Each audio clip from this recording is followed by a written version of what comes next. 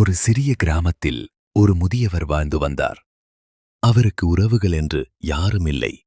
யாரிடமும் ஒருவேளை உணவிற்கு கூட கை நீட்டக்கூடாது என்பதில் அவர் உறுதியாக இருந்தார். தன் தோட்டத்தில் விளைந்த சில காய்கறிகளை சந்தையில் விற்று பிழைப்பு நடத்தி வந்தார். ஒரு நாள் கடும் மழையினால் அவர் தோட்டம் பாழானது.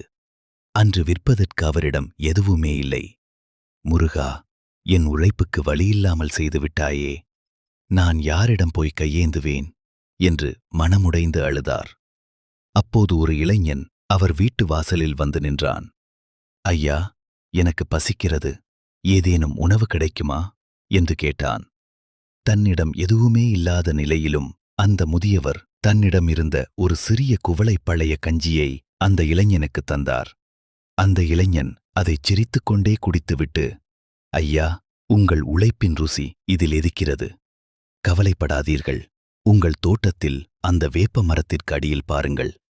நீங்கள் உழைக்கத் தேவையான கருவிகள் அங்கே இருக்கும் என்று கூறி மறைந்தான்.